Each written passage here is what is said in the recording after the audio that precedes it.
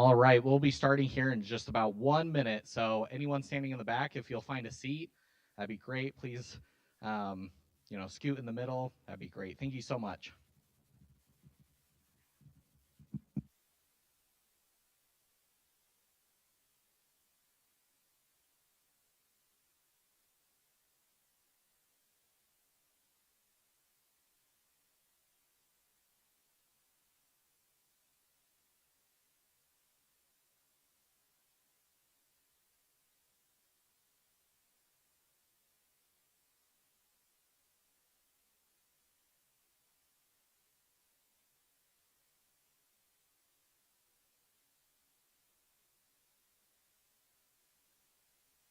All right, we have quite a few seats up front still and some over here. Anyone in the back who needs a seat, we'll get started here in just a moment.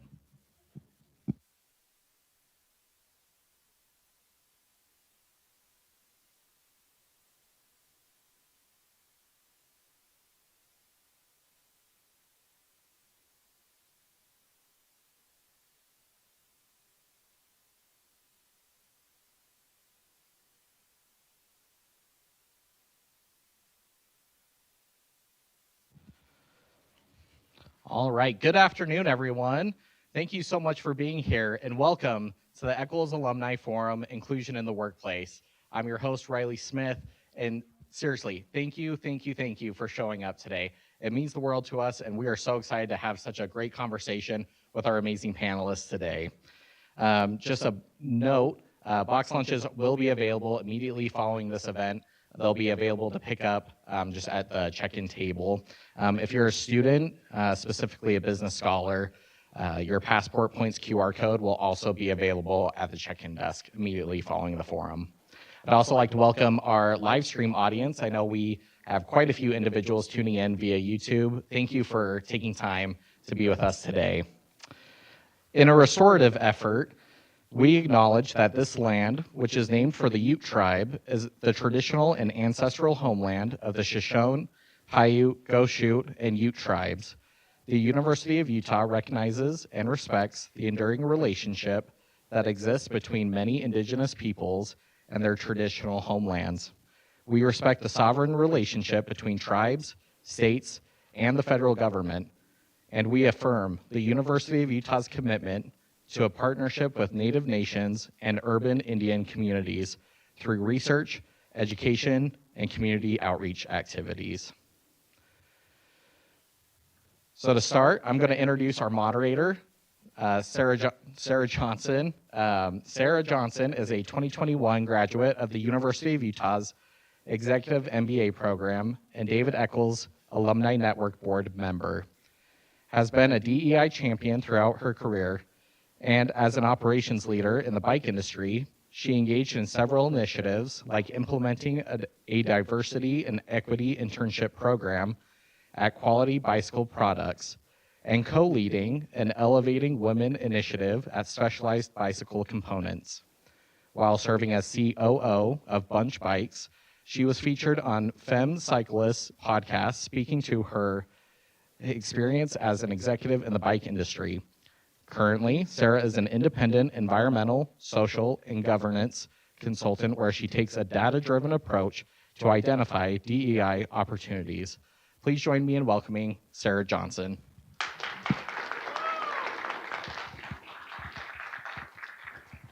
Thank you for the warm introduction, Riley. I am so excited to be here today and share the stage with these panelists. Allow me to introduce them. Starting off, next to me, I have Libby Oseguera. Libby has worked with the public for nearly 20 years in adaptive recreation, job coaching, and many years of advocacy programming, policy work, and active engagement in systems changes for people with intellectual and developmental disabilities. She received a Bachelor of Science Recreation at the University of Nevada, followed by a Master of Public Administration from California State University, Dominguez Hills. She currently serves as the Executive Director of the Utah Developmental Disabilities Council and is dedicated to advocacy, building capacity and encouraging systems change to support people with disabilities and their families to fully and independently participate in their communities. Welcome, Libby. Next to Libby, we have Marianne Villarreal. Marianne Villarreal is the inaugural Vice President for Equity, Diversity, and Inclusion here at the University of Utah, where she provides leadership and strategic oversight for diversity and inclusion initiatives across the university's academic and health sciences campuses. She also serves on the Association of American Colleges and Universities Board of Directors and the Executive Committee of the Association of Public Land Grant Universities Commission on Access, Diversity, and Excellence. Before coming to Utah, Villarreal served as the Associate Vice President of Strategic Initiatives at California State University, Fullerton, the Associate Dean at Colorado Women's College at the University of Denver, and was an Assistant Professor of History at the University of Colorado Boulder. She is the author of Listening to Rosita, The Business of Tejana Music and Culture, 1930 through 1955, and has published several articles and book chapters on diversity, oral history and U.S. history, and Latino Chicano history and leadership. Welcome, Marianne. Then we have Trina Celeste. Trina Celeste is the CEO of Rise Next Corporation, a leadership and culture consulting agency focused on creating diverse, equitable, and inclusive workforces. She is the co-founder of Tech Moms, recognized in 2020 as Nonprofit of the Year by Salt Lake Chamber, helping transition hundreds of women into technical careers. Recognized as 30 Women to Watch by Utah Business Magazine, she dedicates her time writing, speaking, advocating, and serving on higher education boards at Weber State and UVU. Welcome, Trina. And then finally, we have Diego Zagara. Diego migrated from Peru in 2005 to attend the David Eccles School of Business at the University of Utah. His journey in the philanthropy sector began in 2009 when he managed education programs and directly worked with immigrant families and their children. With a focus on collaboration and community organizing, he works towards improving equitable outcomes for communities of color as well as other marginalized groups. Diego believes that through empowering folks and creating more inclusive environments, philanthropy can do more than just address the symptoms, rather examine the root causes and systems in place creating these disparate outcomes. Welcome, Diego. Before we get started, I just wanted to give another warm welcome to our audience both here and virtually. During the panel, we are going to have a portion where we'll involve some audience participation, and then we'll have a portion for Q&A at the end. We will have some monitoring of the chat, so our virtual attendees, you'll be able to participate as well. And so with that, I'd like to get started again. I'm so excited to have this conversation. I've spoken to all of the panelists prior to today and just had really engaging, rich conversations, and I wanted the conversations to go on, and I'm glad we have the opportunity today and to bring you all along in this conversation. So with that, I'd like to start about how does EDI improve business performance? And Diego, I have a question for you. Businesses can miss opportunities by not having diverse voices at the table. Can you provide examples of the cost to businesses if they lack EDI in the workplace? Yeah, absolutely. And so as Sarah mentioned, I worked at Park City Community Foundation, and I come from the philanthropy space, but I see a lot of business practices trickle down because of who is on our boards. In my time working in the nonprofit sector, I can point at two relatively recent times where there was an actual cost to not being inclusive, and there was a benefit and a better outcome thanks to inclusion. But before I go there, I wanted to not forget, can we talk about bikes and equity and inclusion later? Because absolutely. Are you sure? Because I can talk a lot about it. I just don't want to forget about it, so I wanted to put it out there. It's now recorded, so thank you. Yeah, part of our working is also increasing access to sports and recreation for Latino youth. Back when I was managing education programs, I'm going to say that this was probably 8 to 10 years ago, I I worked with immigrant families primarily. My job was to manage these after school and summer camps, but also to put on parent nights. And I like to think that I was thoughtful about the content that we provided to parents. And we were bringing speakers that were sharing information that families were interested in learning about. One time, I spoke with an immigration attorney. Immigration attorney was going to come and talk a little bit about what was going on at a national level because many families were concerned about what was going on. We set up the date. The immigration attorney is there on a Thursday. Every couple of months, we host these parent nights, and the room is ready. A room a little smaller than this. Food's in the back, speakers at the front, tables and chairs are set up, and 6 o'clock comes around, and nobody's there. I should mention that we're usually getting 20 to 30 parents to each of these parent nights. And 6:15 comes around, and there's nobody there. And it's 6:30, and now I'm really embarrassed. Now I have the speaker, the food's going bad, and I try to figure out what's going on. We've been getting people, and folks have expressed an interest on this topic. So, what's going on? I think it was Thursday, May 10th of this year we were doing it. And does anybody know what May 10th means in Mexico? I did not, because I'm from Peru and I was ignorant. But May 10th is Mother's Day in Mexico. And I texted someone that night and they said, oh, it's Mother's Day. Like, it was so obvious, duh, come on. And I learned, I'm never gonna forget now, that it's not the second Sunday in May for Mother's Day in Mexico, but it's May 10th. And there was an actual cost to me running a program, executing a parent night without the adequate level of feedback. I had asked about the content, I never asked about the date. And there were some details that had other people been involved in the decision making, I'm sure I would not have missed, but I learned my lesson. I was really embarrassed to tell my boss that nobody had come to that parent night. And I owned it. And I think there's something about learning from humiliation and your own mistakes that really sticks with you. So there was a turning point. It was a turning point for me in that I realized that I was making a lot of unilateral decisions without the adequate level of input from communities that were actually impacted by the work that I was trying to do and the programs I was trying to manage. That I'd like to think that I've saved a lot of money and resources from nonprofits since by including other voices. And that was just one small story, but it stayed with me because of the shame that was exhibited in my face and otherwise. But that's one. And then at my current job in the Community Foundation, this is one time when I believe we got it right. But 2.5 years ago, when we were managing emergency relief funds for COVID response, we partnered with Summit County to manage $1 million and distribute them through grants to nonprofit partners doing really good work. There were 2 organizations in Summit County that were supporting families with rent relief. And our grants committee, that was an ad hoc committee, for the first time, it paid participants. We had always relied on folks volunteering their time to participate on our grants committee. That was leaving people outside.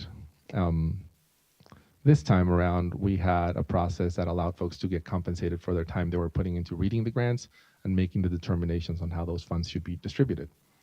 We had folks on the committee that were accessing the services these nonprofits were offering, and we came to these 2 large grants to discuss.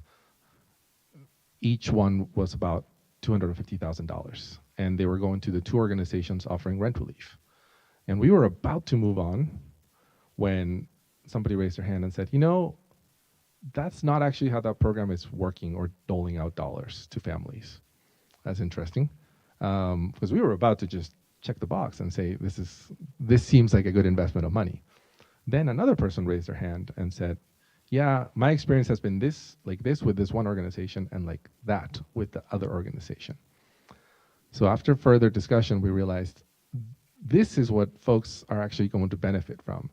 It resulted in it was a $400,000 swing total because the one organization that was doing what families needed and wanted got $200,000 more, and the other one was not docked, but it received a $50,000 grant, which was still meaningful, but not to the degree that not to the level that we were talking about funding it initially, because we had folks that were really close to the issue that we were trying to solve for. And that was very intentional. But I think we still get it wrong every once in a while. This is a time that I can look back and say, thank God we had folks in the room. I appreciate that we created a space where folks could share their thoughts, and we were this close to not making that call.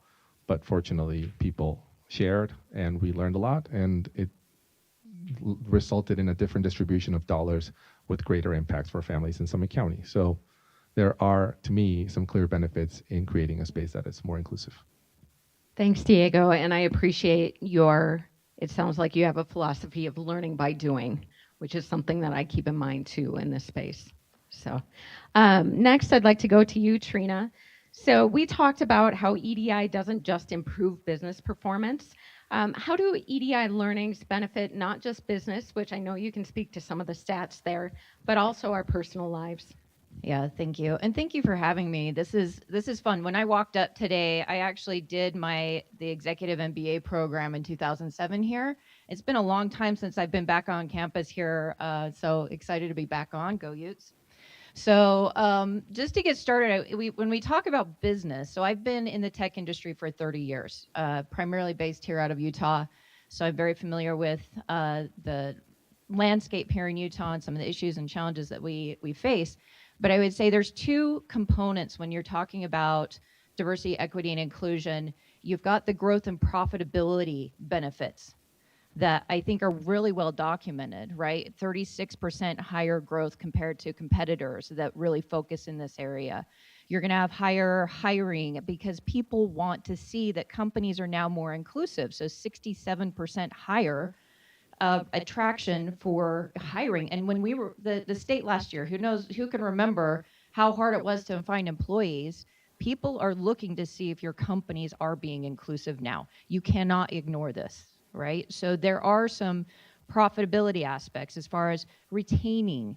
Are we retaining people? The cost is 1.5 times to replace an employee. That's a huge cost if you're not able to retain your diverse employees. So there's the business side of it. But just wanted to share a story of my own experience with this.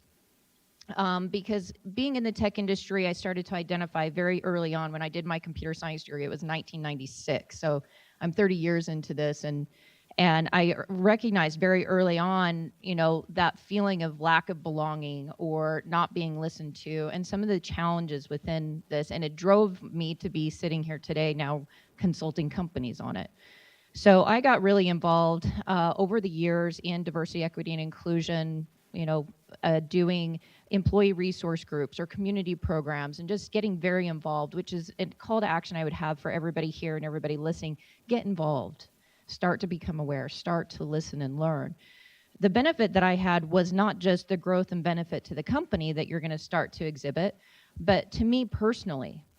So as I got involved, I ended up being the global president of Women in IT at eBay. We had 1,500 members in 17 countries, and we were running initiatives for that, and learned a lot through that process personally, both connecting to the other women at the company, to our executive teams, to our leadership teams, started doing diversity strategy across all of our groups. So worked with our Black employees, our Latinx, the LGBTQ+, our veterans groups, our abilities groups. And it grew me from a personal level that has had such an impact on my level of understanding and growth. And one of those for me was being connected to those groups. It may not have been what I understood was my identity, but years later, my son came out as gay.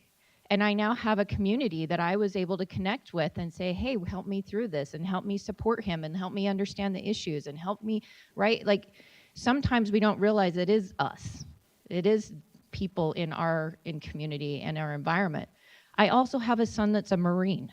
So he's in Okinawa right now, about ready to head to Korea. And being able to have that community of veterans that I've learned from and grown with and the aspects and understanding from that perspective personally helps with your own growth. And so don't feel like it's someone else, right? Always. There are people in your circle of influence and relationships and people you know, and you become a better person by stepping through potential discomfort and getting in with another community that just grows you at a human level.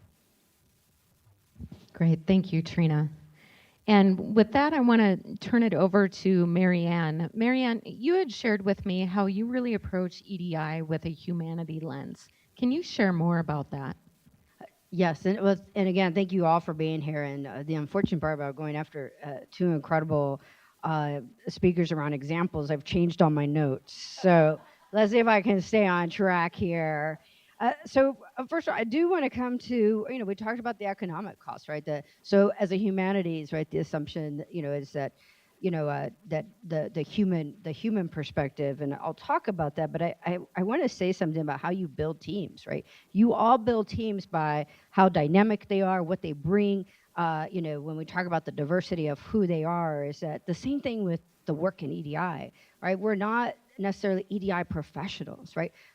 I lead strategy in this space, but my professional identity is a historian, right? I know, boring. You're all thinking, I hated high school history. So did I. And I'm not a fan of college history either, but let me say that I'm a historian. And so how does that, how then do I take about how I lead? So in my training, right, how I think about this, right? My background of studying records. Now, you're not going to, I wish you would find me in the archives. I wish there were more time in the archives, but you're not going to find me there, right? The way I lead is that I got to have a team, as you said, that's informing, shaping. What are we reading? What are the trends? Where are we going? What are the hard decisions? As a public historian, we have, when we face health crisis, right? When we face some economic crisis, what do we know about ourselves as a nation? What do we know about the times in which we failed, the times in which we really were thoughtful about the communities that we built? And so that is how, I think about the work that we have to do. So I want you to think about those of you who are building teams or who have committees, right? They're not necessarily your EDI people. They have a discipline. They have a field. They come to this work with the same lens that you do, and then they dig deeper, right? And they dig deeper. And sometimes they pull up really uncomfortable stuff. I get that. And you have to sit back and think, okay, what now? And ideally you have somebody on there who, I love working with people out of social work on this because they teach me to take time and care, attention to those things that I just want to move. I got to be there. Don't you know, I got some metrics to produce. And these are the folks that say, all right, we got to pause. Where was this harm? What was the harm, not just in the decision I made? Where was the harm in terms of thinking about the loss? Did I misstep that community moment? How do I repair that? That's the teamwork of this work. I'd also like to give you an example when we're talking about the ERGs, right? So that we think that marketplace, right, is separate from those concerns of who we are as humans. And I'd say that you'd probably all disagree, but that's the narrative, right? There's a narrative that we're always running against. And so I'm going to give you an example of here, right? We talk about rights of different groups, women, people of color, LGBT. I embody veteran, queer, brown, so there's this place in which I have a right to work, but the basic protections that didn't pay attention to, the bias and harm, right? So how do I be authentic, right? We also want to produce authenticity, because if we're going to talk about thriving and belonging, and I know we're going to talk about this later, I know we talk a lot about a sense of, but I need folks to remove sense of and say, what does it really mean? How do we know it? How, not just in measure, but are we willing to look at to be in our meetings and pause and say, is this process working? That's hard for me because I'm always right. So it's really hard for me when I sit with my team and say, all right, team, right? I mean, this even at the organizational level, the ways that I understand the ways my team works together, because we don't get a lot of second chances in this work to do that. And so, I want to say that I have so much to say, but we're good on time, and I know y'all got a lot of things to think, so I'm going to pause there. Thanks for your mindfulness of time. All right, so now I'd like to shift the conversation to talk about experience of marginalized people within the workplace. And with that, Libby, I'd like to turn to you. Many individuals within the disability community, they want to work, but often employers overlook them. So I'd like to hear from you more about their experiences and provide ways that companies can attract this labor force. Yes, thank you. Happy to be here. I just want to start a little bit, address a comment that Trina made about how sometimes we create these situations of othering, right? Like, that's not me. I'm not part of that group. Just so you have a little frame of reference here, 1 in 5 people identify as having a disability. And it's likely that you might age, or someone you know is aging and is experiencing more situations where they're aging into a disability, or perhaps you have a temporary disability, a sprain, a broken ankle, whatever. So this is a community that you can join at any time, right? It cuts across race, gender, class. It doesn't discriminate. It's coming for you. So chances are good that you either identify as having a disability or know someone who does. So I just, when it comes to workforce, in 2019, there was the number of working age adults with disabilities who wanted to work had a workforce participation rate of 38%, compared to their, people without disabilities who were working at about 79%. So this is really a call to employers to recognize that there are a huge number of people with disabilities who want to be working and aren't. So I urge you to act on that and connect with disability communities, and I'll get to that in a second. But there's a lot of positive attributes that people with disabilities are bringing to the workforce.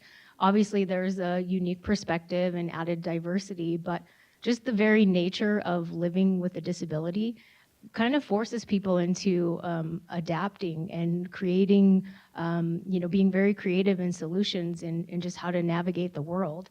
So there's a lot of opportunity for people to gain skills like problem solving, resilience, persistence, flexibility, planning ahead, a lot of really great skills that foster innovation and growth. So, consider that when you're thinking about who you want to hire and who you want to retain. Additionally, people with disabilities are applying for jobs that they are qualified and skilled to perform. So this is not a charity, right? That nobody's asking for a hand up. Like most of us, we want to contribute to the economy and participate in society, and we do that through gainful employment. There's a lot of state government, who I'm representing today, and the disability community, obviously. There's a lot of programs that support the employment of people with disabilities. So by connecting with these organizations, you're directly connected to job seekers who can meet the needs of your business. For example, everybody's got new names now. We just did a big merge. But anyway, the State Office of Rehabilitation has a business relations office, and a big component of the work they do is to directly work one-on-one with businesses to retain, hire, attract skilled workers with disabilities. They regularly hold job fairs. They have an entire network of people with disabilities who are seeking employment that they can share opportunities with. They also provide one-on-one training and support to hiring managers and human resource teams. The Office of Substance Use and Mental Health has a dedicated employment team. The Division of Services for People with Disabilities has a dedicated employment team. Department of Workforce Services. I can go on and on.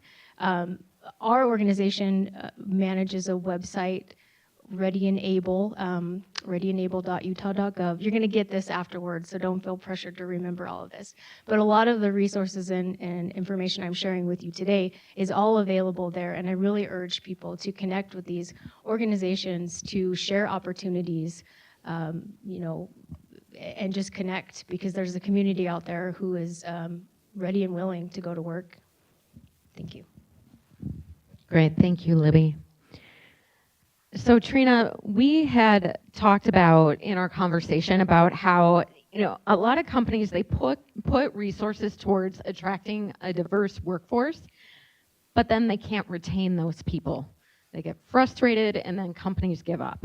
So I'd like to hear from you, why do diverse employees leave and what are companies getting wrong? Yeah, there's a reason there's a full acronym, DEI, right? You can't do one alone. And so if you just focus on the D and you're just focusing on diverse hiring, and I've had companies call me and they say, we focused on diversity hiring and then, it just doesn't work, everybody left, right? And I'm like, well, what did you do to train your leadership teams? Were they inclusive? Did they understand their biases? Did you review your policies to understand where you might be have policies that are limiting promotions and engagement within your workforce? No, we didn't do that. Well, you can't just do one, right? So when I started Tech Moms, the reason I started it is a lot of this, where I would be in our leadership team meetings and we're talking about hiring and we're talking about diverse hiring, and they'd say, well, women just don't go into tech. And I said, BS, let me go show you, I'm gonna go create them. So that's where Tech Moms came from, was my frustration of, well, they just don't exist, so therefore we're not going to do it, right? And so founded Tech Moms 3 years ago. We've now put over 400 women through the program. We now are building out this skilled workforce. And I appreciated your comment about assuming that hiring for diversity is a charity. Or that people aren't skilled is such incorrect thinking, and we've got to put a stop to that. I've had that comment to me a few times of like, well, if we're going to hire for diversity, we've got to still run the business. We're not going to be able to run the business if we do that, right? And so just stop for a moment. Do you hear what you're saying? And it's incorrect thinking, and we've got to put a pause in that and say, you know what, there's some great skilled talent out there we just don't have access to because maybe our networks, or we don't know which communities to tie into. And so we've got to be more intentional on where we're hiring from. But then once we've done that, we have to be also training our leadership teams and our employees and creating cultures of openness where you can address some of the biases that exist that really impact retention within a company. So for Tech Moms, one of the biggest challenges that I see is we've been very fortunate this last few years. We've had an incredible number of companies. We work with hundreds of tech companies that are looking to hire our women. Wonderful. The question when we're doing that, though, is have you prepared your leadership teams to manage more diverse teams? Do you know what it's like as a woman or a person of color to work within a team where you're the only one, and how do you best enable that person within the company? Do you know how to do that? So I call it the frozen middle. That's what I usually see within a company is executive team might be really aware, the employees are super engaged, they want to see change, but the leadership team is where all of our hiring, promotion, engagement, all of that happens at that management level, yet they're not getting the awareness or training or stepping up to understand how to become more inclusive. And so you have workforces where you see those profitability hits, right? You don't see the team performance improvements because your leadership teams haven't developed a culture, or overall it's just not flowing down authentically through the organization. So you really need to make sure you're looking at all aspects of hiring, promoting, retaining, and continual work for retention. And a lot of the work that I do is developing strategies, not just awareness. All of you are becoming aware, right? Just by being here, which is wonderful. But now what are you going to do with that knowledge? What are those next steps you're going to take in order to create change within your own area and where you're at? And I think that's where you start to go, okay, I understand some of these things, I'm stepping out. Now how do I put it into practice? Great, thank you, Trina. And with that, retaining employees, an important piece of that is creating a sense of belonging, which Marianne, you had mentioned that earlier before. I'd like to dive in a little bit more on that. So you've designed instruments to create a sense of belonging for students, and you've extended that to staff as well. What are some examples that make individuals feel like they belong in the workplace, and how do you suggest we build belonging in our workplaces? Thank you, and I want to clarify where if you're at the University of Utah and a staff member, we're working on that staff belonging instrument. So, and we welcome that input. We do have that student belonging. We just launched that on January 24th for 10,000 to pilot of our students. And also, let me just say, you know, this work excites me. I hear my kid in my head say, "Mama, you get too excited, settle down." So I'm going to try to take a deep breath and say, here are the things that I want to highlight, right, what you said about diversity, right? Diversity is a fact. We say this at the University of Utah. You have it or you don't. And if you don't, right, then you create strategies, right, to gain it. And then you got to do some more work, right? And so what is that work? We talk about equity, and belonging fits in this equity piece, right? If we're not changing the spaces, we're not disrupting this notion that diversity is about zero sum or that diversity is about replacement. I'm assuming you're all here and our friends online are here because you believe in the work, but we have a responsibility in the ways in which we're also complicit in keeping the systems that really push people out. And that does, you know, the other part that I would say we're complicit in is that we have to pause when we talk about the intentional setting, right? If I talk about the intentional setting of the table, for example, you know, that our lives are at multiple intersections, right? You just noted that our lives will change, right? What disability means in our lives will also change. So how are we adapting to this? I mean, we're smart people. Our sense of adapting to who we are in the moment and how we do that has to be a very intentional design. And so how do we know that we're doing that? And this is where the belonging measurement it's been validated for my quantitative people in the house. You know, we're happy to share those results.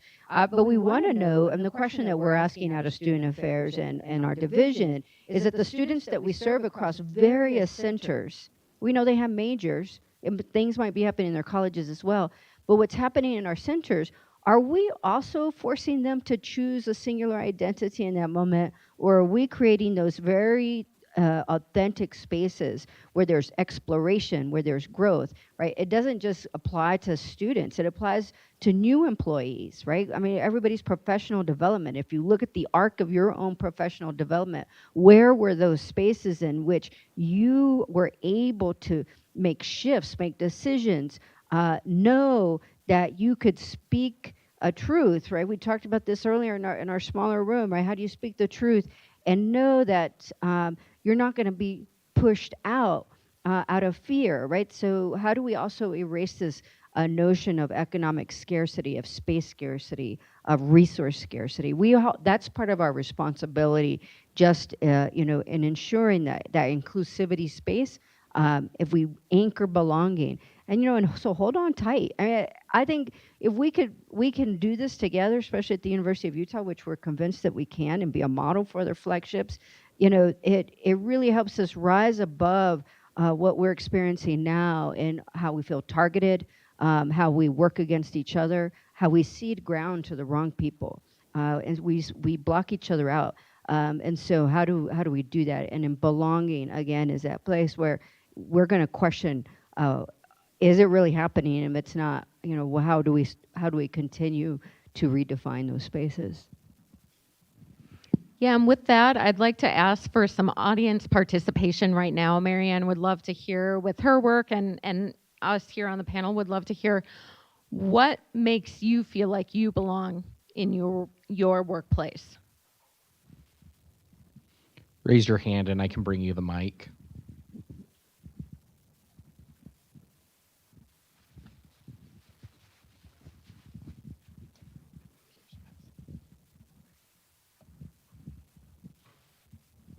Hello. So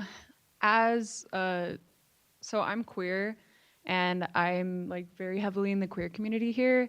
And something I hear from a lot of my friends is basically that dress codes are really kind of like an older gender normative thing that are sort of like making us more uncomfortable in the workplace.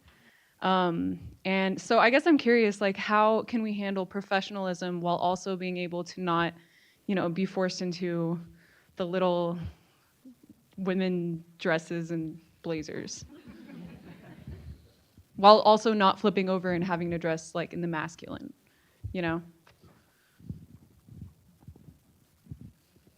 Question Anyone for want anyone to respond to that?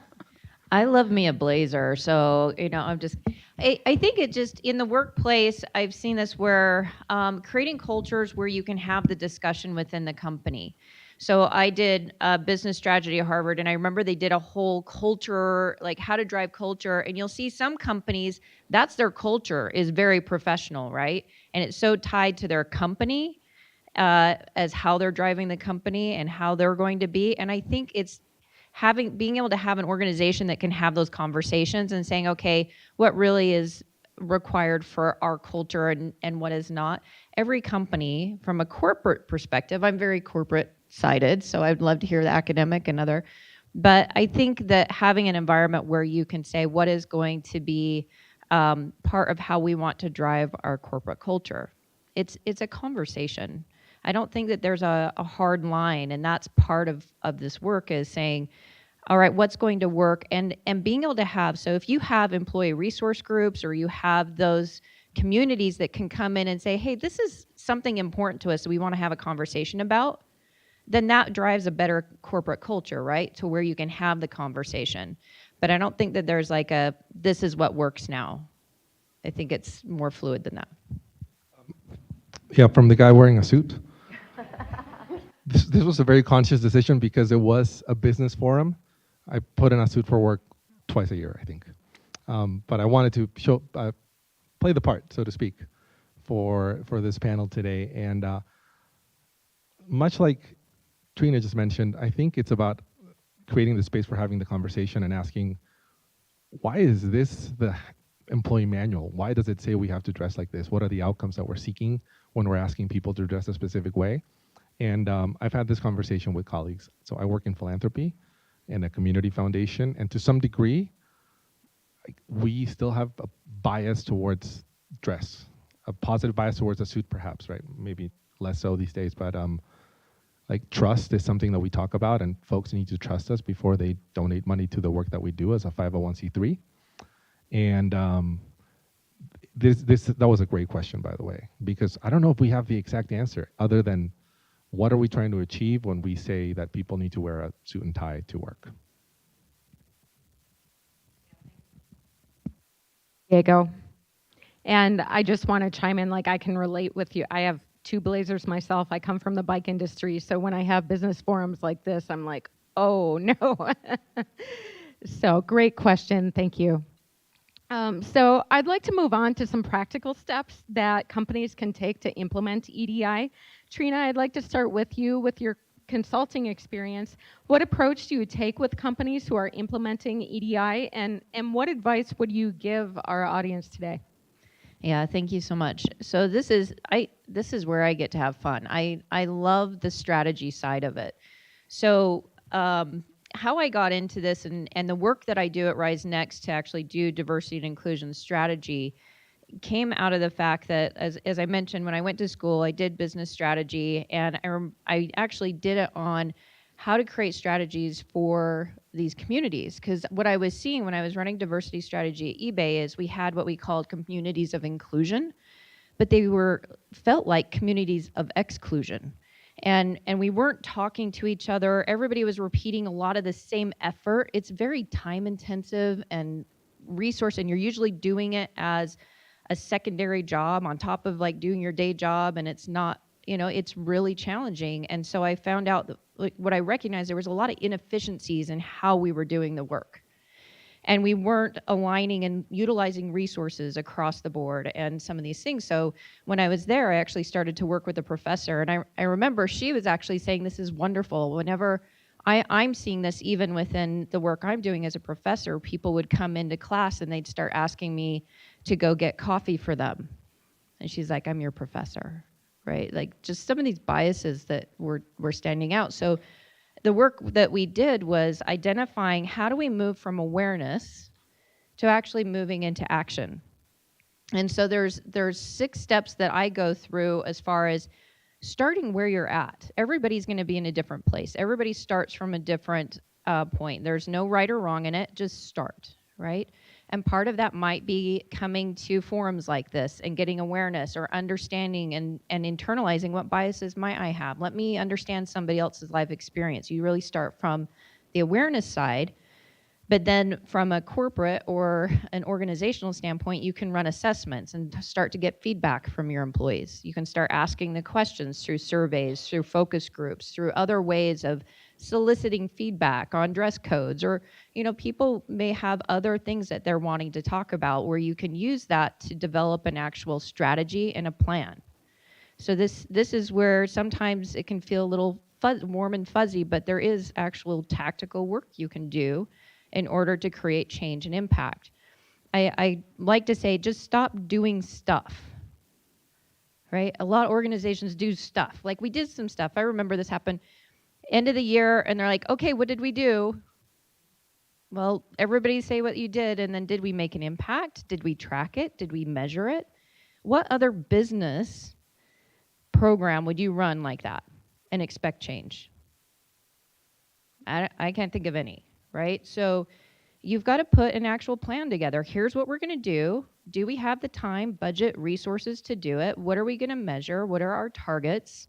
How are we going to track this as we go? Do we have the processes to do it in place? Do we have the technology in place? Yes or no? There's a strategic way to approach this work. And so starting from, like I said, the awareness, to the assessment, to putting strategies in place, and then putting it into action and assigning to people and tracking it as you go, you're going to start to, you don't have to do it a lot, just start. And it might be you do 3 things this year, and then maybe it's 5 things next year, and then it just becomes additive, and it's a repeated cycle as you go in creating real change within an organization. Thank you, Trina. And so now I'd like to turn it over to Diego, who I know you have some tools in your EDI toolbox. And Riley, if we can get the slides to advance, would you speak to that? Yeah, and I'll echo some of what Trina has been saying as well. I like to throw this slide used to just be called agreements. It's been much more successful since I threw the word tool in front of it, because we love tools and we want to know what's that box I can check so I can move our inclusion work forward. It's like I'm going to talk a little bit about 4-step process here, and it echoes what Trina's saying. When's the last time an initiative of ours moved without a budget or without it being on the agenda? What we pay attention to seems to grow and move forward.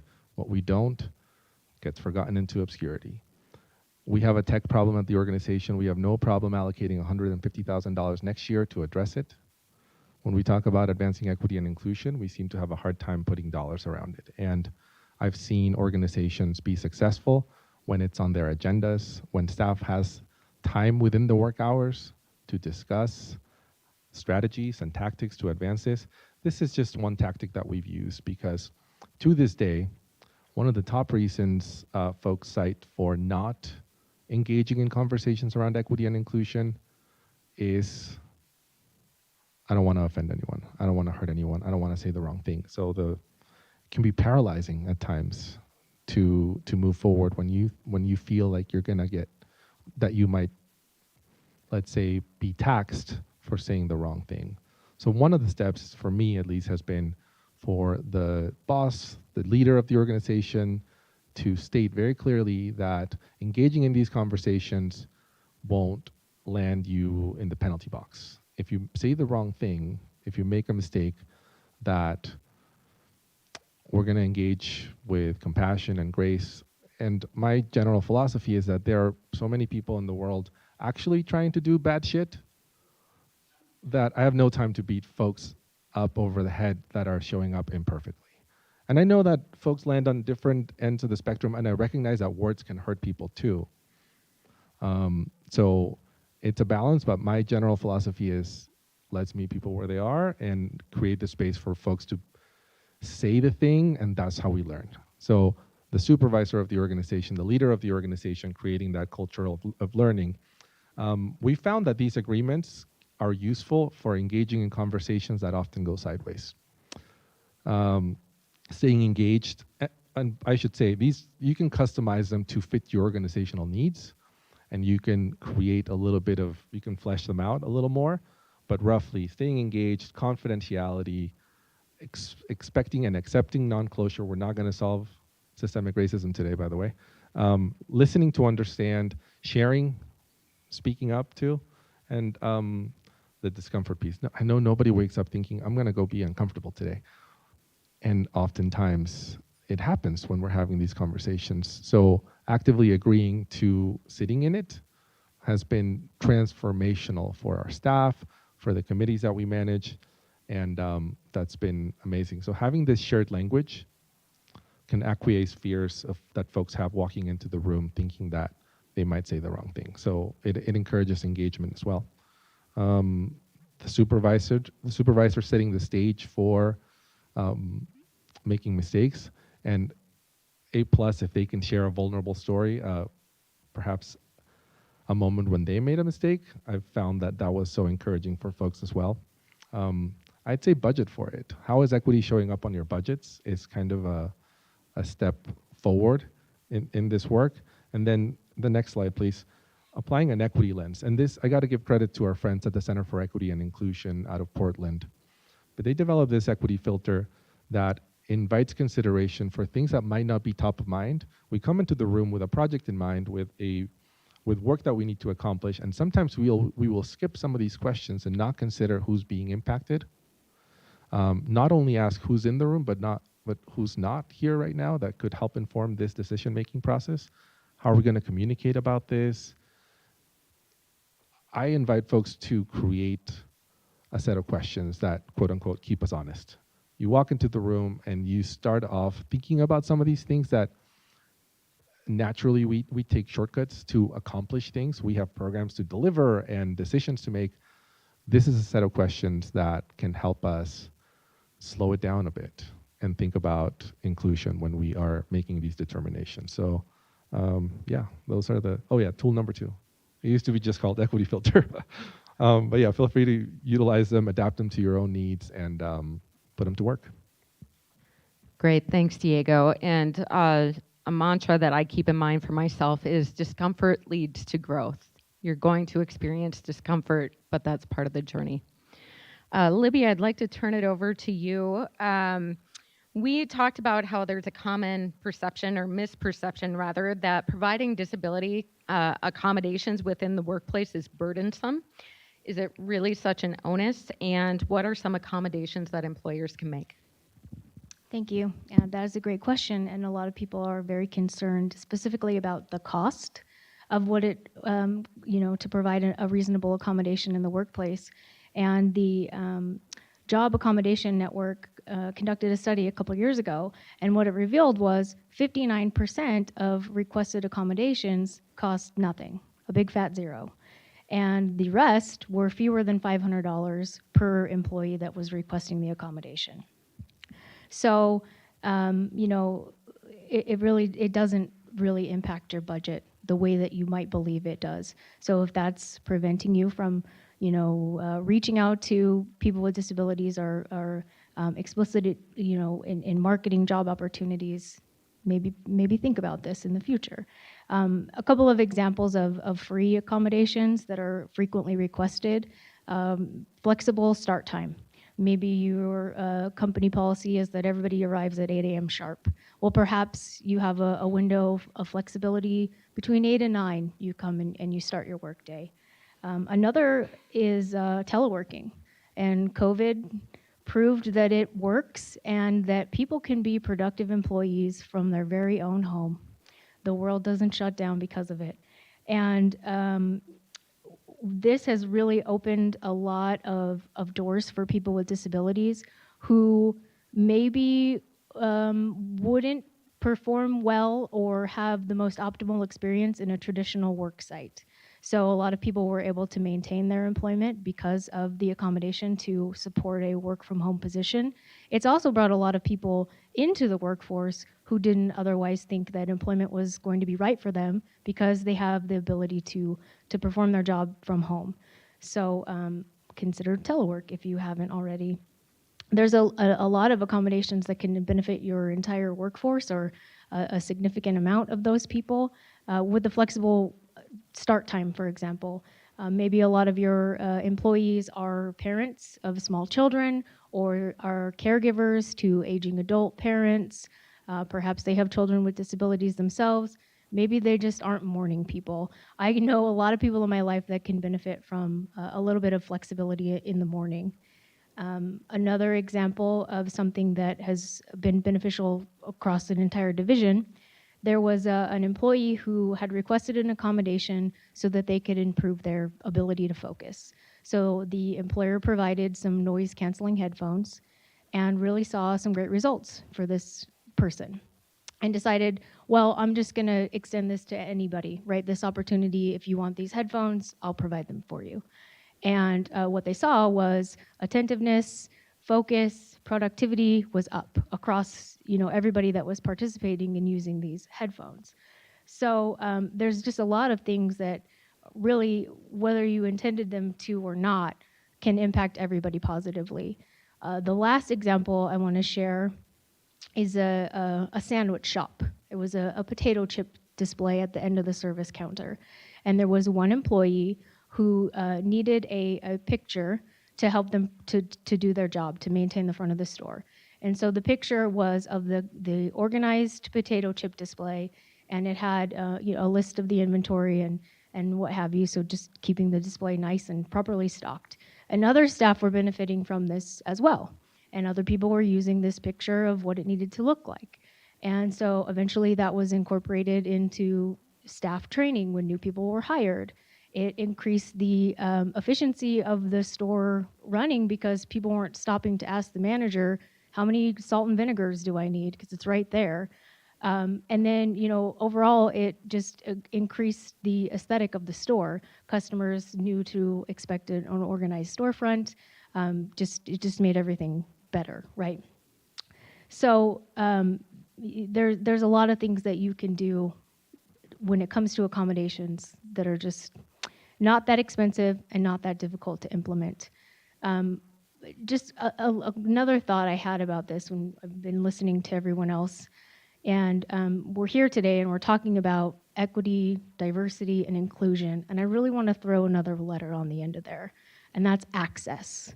And if we're talking about access when it comes to accommodations, if you think about the ability to access something or just the accessibility of your products and services from the very beginning, later it can become a reasonable and easy accommodation for somebody to utilize. But if you just always have it in the front of your mind whenever you're starting, what do I mean by this? So some really good examples are coming out of the tech industry. Companies like Microsoft and Adobe and Apple, they've got these really great accessibility features that are just built into their products.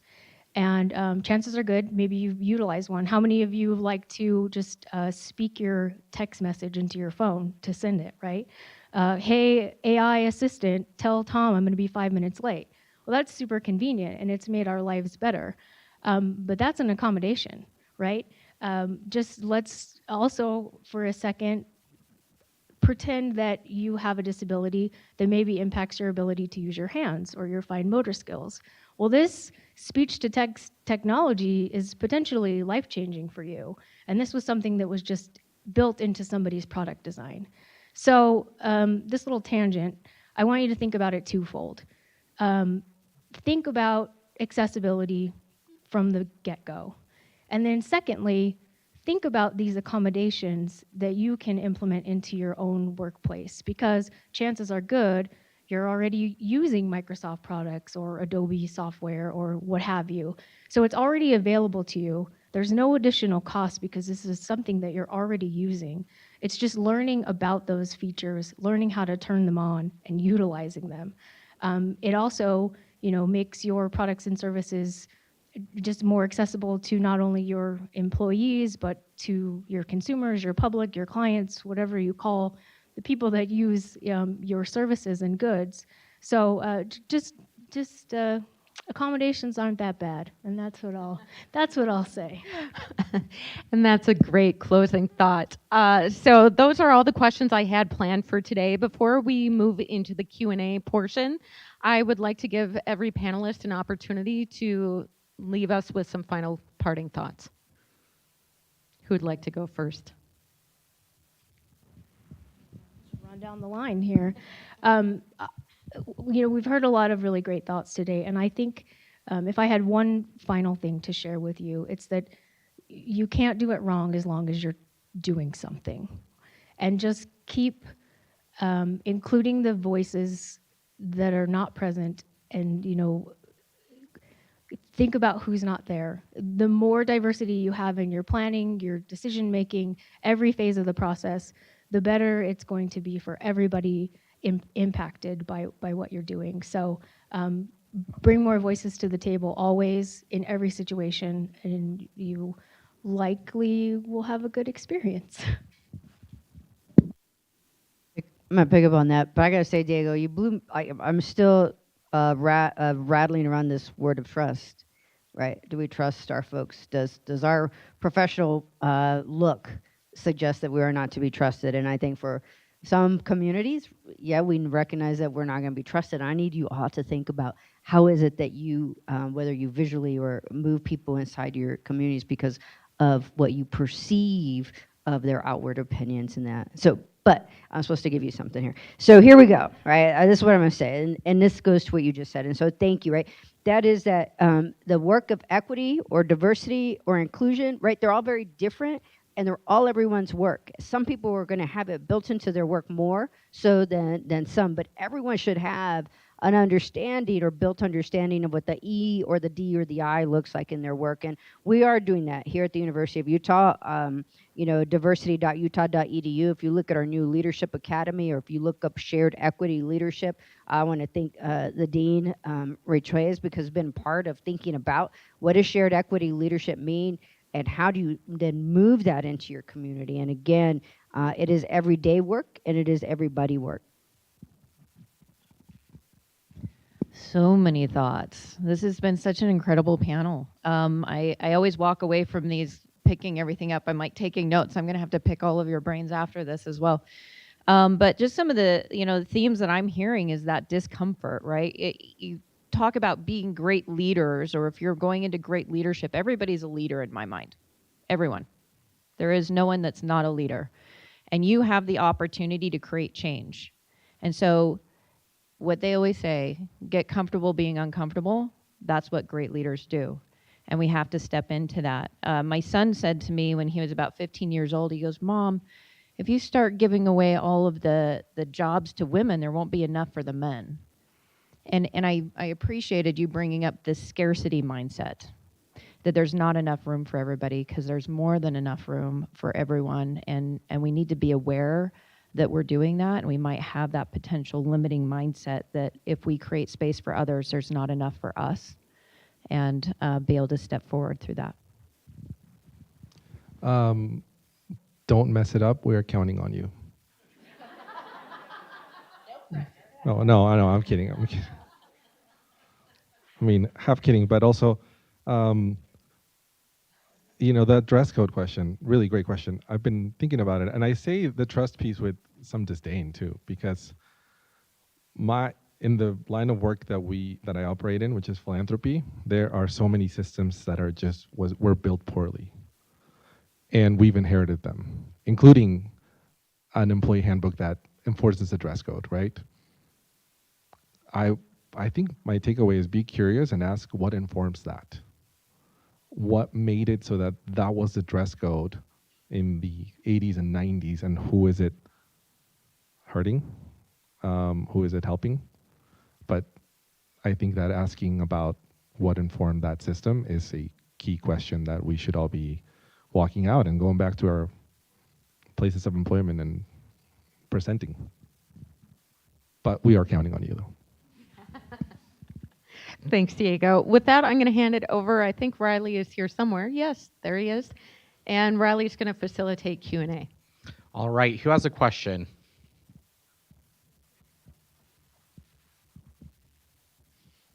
Thank you. I have a comment and I would like to hear your opinion.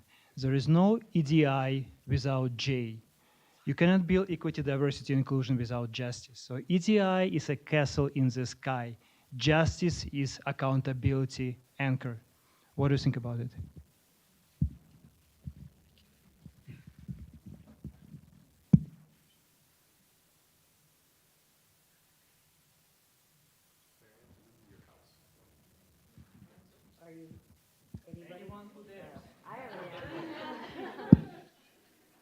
I feel like this is an easy one for me. We've had this discussion, right? I mean, why don't I change? I could change our division to EDBI, EDBIA, or a lot.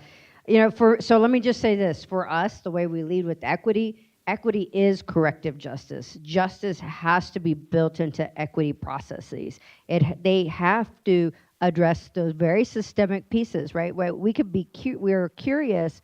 And then we got to get real. Like some of these systems are the very causes of the inequities of the injustices that people either feel by not having access, by not staying in employment, by not seeing themselves as part of here, as we'd say, the University of Utah.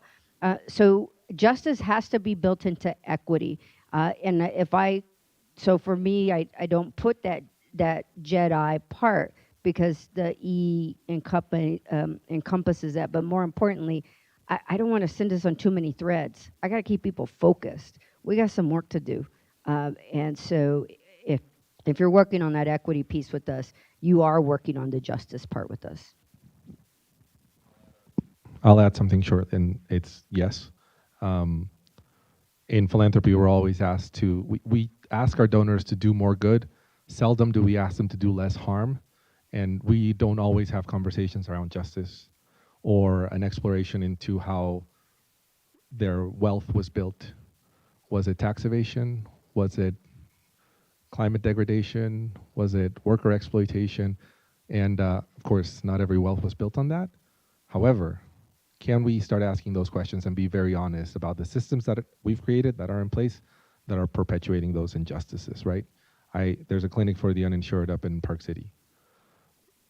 And we glorify anyone that's giving $1,000, $5,000, $10,000 without asking, are you offering health insurance to your employees? And I think it's going upstream and examining those systems that are in place, those injustices that are in place, that are going to yield better outcomes in the long run. But until we are willing to have those conversations, the J is silent. All right, thank you so much. We do have a question from our streaming audience. This is from Brian Lundquist, who asks, what advice do you have for hiring managers looking to build a diverse team, but are not finding any diverse candidates that match the qualifications as other applicants? I'll take this one. Yeah. So this is a great question. And I appreciate you asking it, because this is where going back to, well, it just doesn't exist, right? And sometimes we've networked ourselves into we hire the people we know, we're hire from our networks, right? And so you really have to step into other communities that you have not before. And it takes work, and it's harder, right? Because you don't have those networks just pre-built. One of the things that I'll do with a company before they start hiring is focus on your network now before the job recs open. Have you started to build connections with Latinas in tech, with tech moms, with all of these other communities, whatever your role is, start tying into those communities now, because you're going to get in a rush I've been there, when that job rec opens and then you're like, okay, I've got to hire fast because it might close, right? And you're kind of under the gun. And so you want to be making sure that you're spending time regularly connecting with other communities of skilled workforce, whether it's in with the universities or other areas where they are there.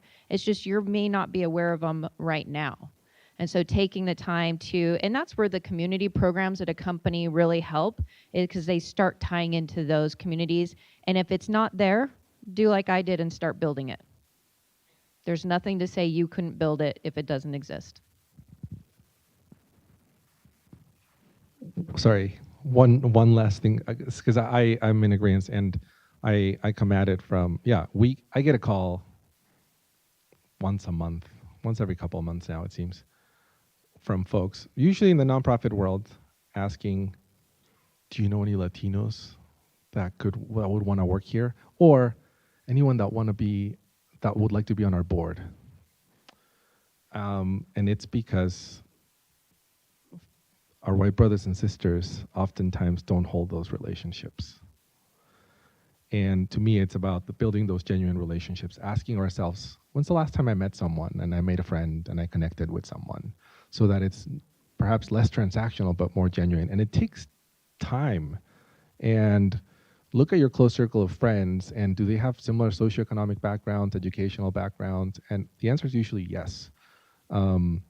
So I don't have the answer to how to build genuine relationships, but I think it's good introspection for us to have, so that, it is easier to pick up the phone and call a friend to tell them to apply for this position or join a board.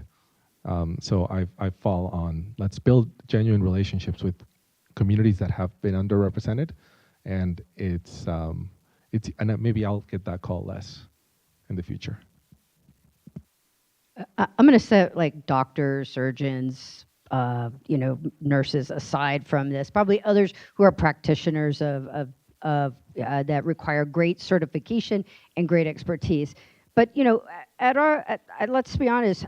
Of those qualifications, right? How many of us qualify for our own jobs that we're putting out there, because we're asking for people to have what we've accumulated over time, right? How much of that are we asking, again, to this trust, right? We need somebody who has particular, I'll give an example. I was asked this question around a policy job, right? The only way that policy was understood was through a very academic lens. And so what about people who have been community organizers for 10 years, who know the policies of the city, who know the policies that have created, a lack of access, lack of transportation? Why are we designing them through our lens of what we understand or what we know, rather than the translation? So we have to become cultural translators also, not just the relationship part, but understanding what is that we're actually asking when we start to break down in our job descriptions.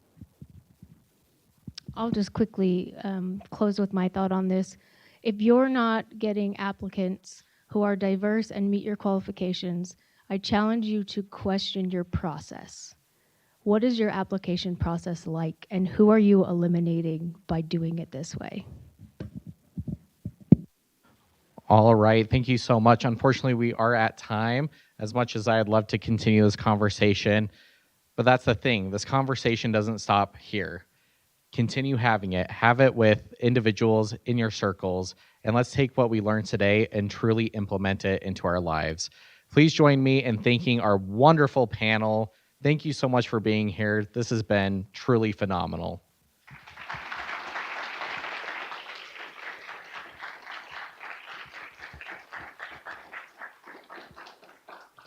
All right, one last question. Who here is an alum or a student? Anyone? Whoa, huge turnout. So we have an event coming up. It's next Thursday, February 9th. It's at Gracie's in downtown Salt Lake City from 6:30 to 9 p.m.